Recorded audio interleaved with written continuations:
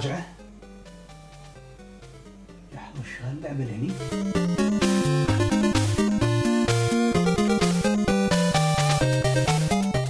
شوفوا انتوا هاللعبة،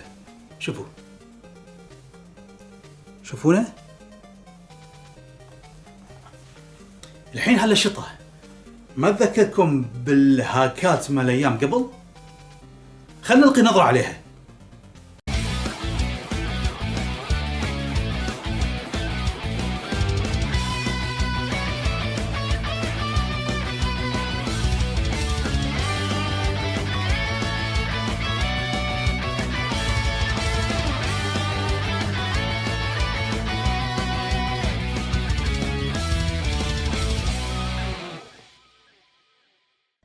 أنا ما بتكلم بالتحديد عن الهاكات اللي تعطيك تجربة فريدة ومختلفة عن اللعبة الأصلية، بتكلم عن هاكات قديمة لألعاب النيس. طبعا أنا متأكد أن أغلب الشعب العربي جرب الهاكات، والبعض منهم يعتقد أنهم هاكات رسمية، بينما هي أصلا هاكات من قبل مطورين هواة مستقلين، نفس فريق توين إيجل جروب اللي صمموا هاك لسونيك 4 على جهاز السوبر نينتندو.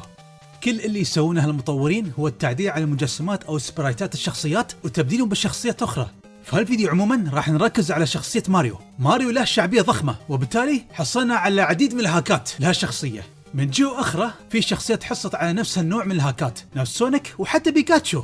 عموما راح نلقي نظرة على الهاكات ونضحك عليها شوي، وبنعلق عليها مظهريا من باب الضحك والوناسة. أنا ما عندي النسخ الفيزيائي لهالألعاب، وعندي هالنسخة اللي راودتكم إياها من شوي، بس عموما في طريقة إني ألعبها عن طريق الإنترنت. راح نجرب ونشوف مستوى هالألعاب.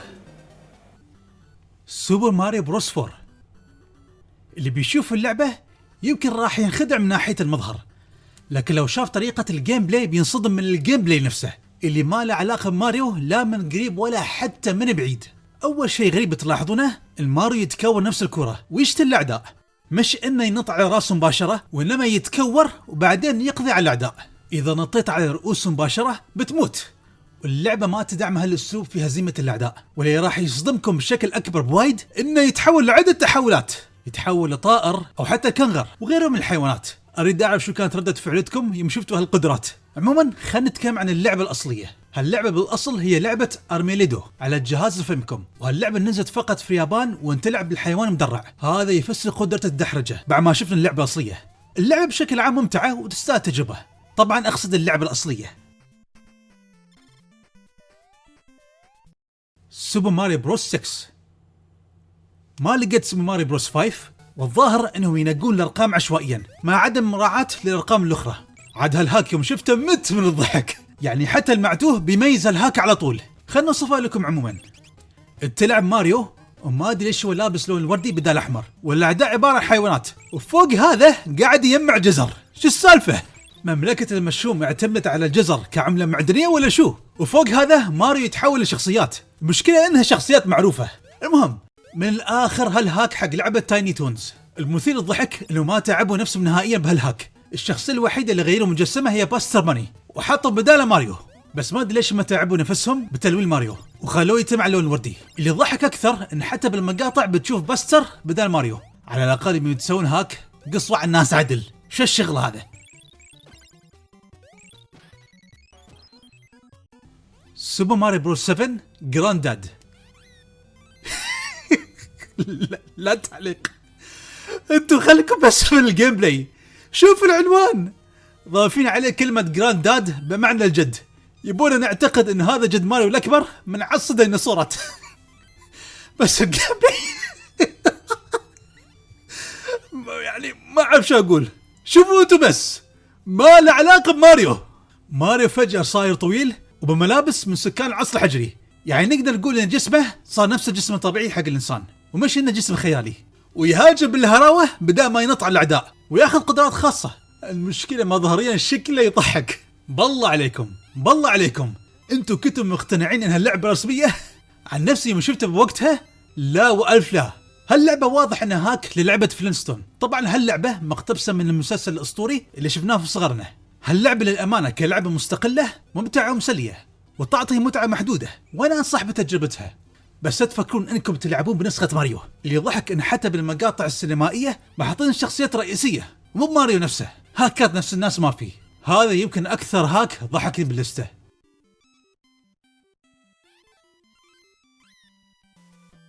سوبر ماريو بروس 8.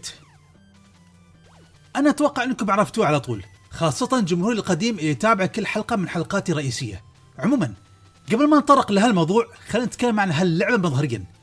ماريو لسبب ما لابس لبس عنابي، والويجي لابس أزرق بالمقطع. أو يمكن هذا هو الويجي ما أعرف. الغريب إن ماريو شايل مطرقة على ساعده مو بإيده، ويضرب الأعداء اللي كانهم قنبة من سلسلة ماريو، ويسحقهم وبعدين يشيلهم ويفلع الأعداء ثانيين.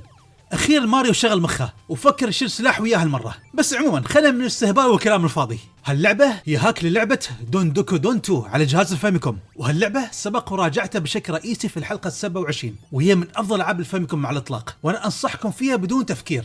المحزن بالموضوع إني لحقت على هاك ماريو يوم كنت صغير وما لعبت اللعبة الأصلية، لكني ما ندم على تجربتي عموما واستمتعت بالجيم بلاي. أنا لعبت اللعبة الأصلية يوم صرت كوليكتر وخلصتها. لعبة تستاهل شراء بدون أي تفكير.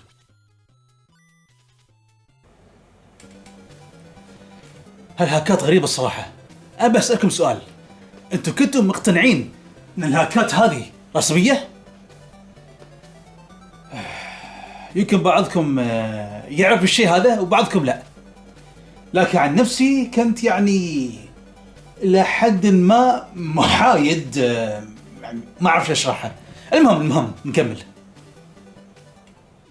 سوبر ماريو بروس 10. طبعا ما في سوبر ماريو بروس 9 على الأقل حسب بحثي. أما عن هذه اللي شاف الحلقة السابقة بيعرف يميز على طول. ماريو فجأة شغل مخه وصار مقاتل كونغ فو، هو حتى تخلى عن بدلة السمكري الحمراء ويلبس بدلة الكونغ فو بالأبيض والأسود. وفجأة هاج الأميرة بيتش وقرر يأخذ بنت من الصين، وفوق هذا ما يواجه أعداء من بيئة ماريو، وإنما يواجه أعداء من الصين. عموما خلنا من هذا، كلنا نعرف ان هاللعبة هي هاك للعبة جاكي شان على نيس، واللي غطيناها بالحلقة الماضية. هم بس شلوا راس جاكي وحطوا راس ماريو بداله مع تغيير لون الملابس. هالهاك في ميزة، هو ان بار قدرات ما لا نهاية، وبتقدر تسوي القدرات على كيفك، وهالشيء بيسهل عليك اللعبة وبتخلصها بسهولة. لاحظوا حتى ان سبرايت مال ماريو يكون عليه جلتشات خفيفة ومش مضبوط وما محاطين لها اي تعابير. عموما انا ادري ان البعض حب هالهاك بشكل كبير، لكن انا اقول لكم العبوا اللعبة الأصلية، واللي حاب يعرف المزيد عن تفاصيلها يشوف الحلقة السابقة. سوبر ماريو بروس 11. اوكي، ماريو راكب فوق ديناصور، بس من شخصيات ماريو هذيل وشو قاعد يسوي؟ من اولها عاد شاشة المقدمة فيها تحشيش، او ان المهكر ما عرف يهكر اللعبة صح. فجأة انت تلعب ماريو وبقدة قادر صار يلبس بدلة خضراء بدل حمراء ولابس كاب ابيض. يمكن هذا لويجي مو ماريو، بس اللعبة اسمها ماريو. عموما واضح ان هاللعبة انها هاك للعبة ادفنتشر ايلاند 3. هم بدلوا مجسم هيجنز وحطوا ماريو بداله، وفوق هذا هم تعزين يغيرون لونه للون الاحمر ومخلينه منطقة مع هيجنز. ميزة هالهاك انه يعطيك عدد غير محدود من الاغراض قبل ما تدخل مرحلة، مما يخليه الاخرى اسهل بشكل رخيص، وما بيعطي قيمة للاغراض اللي تحصل عليها اثناء المرحلة. بمعنى اخر هذه نسخة حق اللاعبين العديمين الاحترافية. عموما اللعبة الاصلية شوفها احسن ككونها موزونة، وما راح تلعب اللعبة بشكل رخيص. وللعلم هالهاك موجود حتى بنسخة الجيم بوي. سوبر ماريو بروس 13. ما لقيت جزء 12 حسب بحثي، لكن ملاحظتي على هاللعبة انهم اخيرا خلوا ماريو باللون الاحمر، مو بردي او اخضر نفس بعض الالعاب الاخرى، بس هني خلوا ماريو يهاجم بالرمح. اخيرا شغل مخه وابتعد عن باور ابس.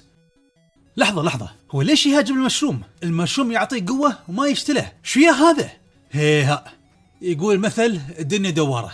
شكله وقف في صف بوزر ويحارب الاشياء اللي كانت تساعده، وهالاشياء في نفس الوقت جلبت عليه. عموما خلى من هذا، اللعبة هذه هاك لعبة ون بيم على جهاز نيس، وهي لعبة بلاتفورم. المميز بهاللعبة ان نظامها نفس نظام ميجا مان يوم تختار المراحل، وحتى يوم تاخذ قدرة الرؤساء. هاللعبة تعتبر من جواهر مخفية على الجهاز، وبتلاقون اللعبة بسعر رخيص، وهي حتى مش لعبة غالية، والجيم بلاي ممتع. انت تطعن الاعداء بالرمح وتصد حتى الهجمات اللي تيك من فوق. انا افكر اراجعها بحلقة رئيسية طبعا بوقت مناسب. سوبر ماريو بروس 14. اوكي، للمرة الثانية ماريو يستخدم سلاح، وهالمرة عصا يطلق منها النار، بس ليش ملامحه تغيرت هني؟ عموما هو يطلق النار مع العصا، ويستخدم حتى قدرات خاصة نفس الارتداد من الجدران. الأعداء هالمرة من عالم ماريو، ولكن هل هاللعبة فعلا تحسسك انها لعبة ماريو؟ لا طبعا بدون شك. من متى ماريو صار عنده جسم بهالنحافة؟ وليش ملامحه تتغير كل ما سوى حركة معينة؟ هذا هاك سيء حاله حال سوبر ماريو بروس 6. عموما هاللعبة هي هاك لعبة كيد نيكي 3. اللعبة من الألعاب المميزة جدا والفريدة على جهاز الفاميكوم. لعبة بلاتفورم جدا بسيطة وتعتمد بشكل كبير على الحركات البهلوانية يوم تتقدم بالمراحل. اللعبة نزلت فقط في اليابان للعلم.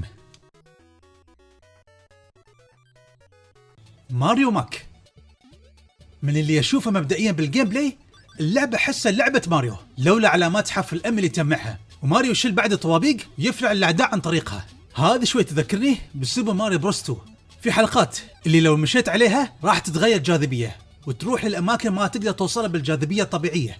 لاحظوا حتى الاستكشاف بالمراحل اللي ذكركم بماريو بروس 3.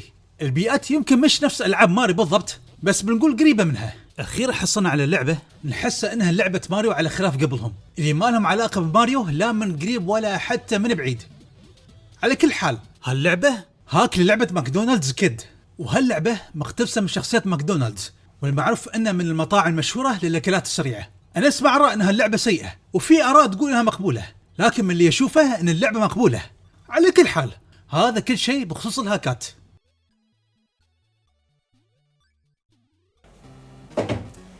اوكي، اتوقع ان احنا بهالطريقه غطينا كل هاك حق شخصيه ماريو اللي حطوا مجسمه على العاب اخرى، لكن اذا في شيء سقط سهوا خبرونا بالتعليقات.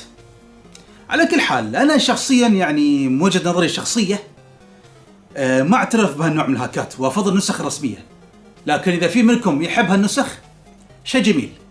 لكن عموما احنا خلنا من العاب الهاك، خلنا نتكلم عن نسخ ماريو رسمية.